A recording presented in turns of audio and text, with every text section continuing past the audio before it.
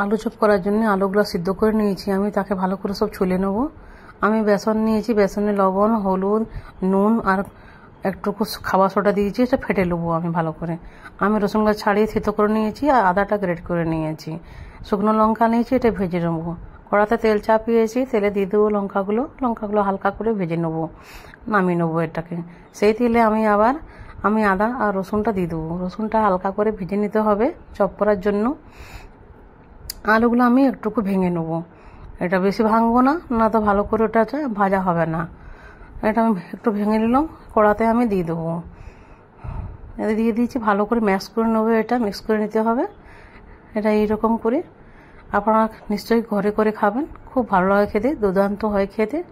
এটা ভালো করে আমি মেখে নেবো হালকা ঠান্ডা হওয়ার পর। লঙ্কাগুলো আমি ভেজে নিয়েছি, ঠান্ডা হয়ে গেছে, এটা আমি একটুকু ভেঙে নেবো, ভালো করে গুঁড়ো করে নেবো, মিহি করবো না বেশি। লঙ্কা গুঁড়োগুলো আমি এতে দিয়ে দেবো, ভাজা লঙ্কাগুলো। এতে আমি একটুকু সামান্য চিনে বাদাম দেবো, এটা চিনে বাদামগুলো বার করে দেবো, বাদামগুলো দিয়ে দেবো। কুসুম বীজ দিয়ে দেবো সামান্য, ভাজা কুসুম বীজ দিলাম। এটা সবগুলো মিশিয়ে মিক্স করে নিতে হবে। একটা প্লাস্টিকে একটু তেল লাগিয়েছি, এটা মাস্টার্ড অয়েলের প্লাস্টিকটা, তেল লাগানোই ছিল। এটা একটু তেল লাগলে তাড়াতাড়ি হয়ে যায়, খুব সুন্দর এটা উঠে যায়।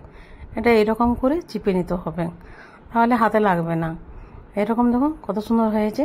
এই দুটো করলাম, এটা করে ভালো করে তুলে নিতে হবে আস্তে করে, না তো ভেঙে যাবে।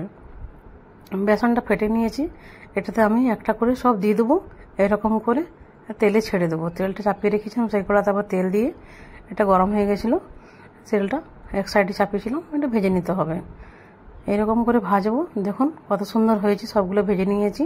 আপনারা করে খাবেন চায়ের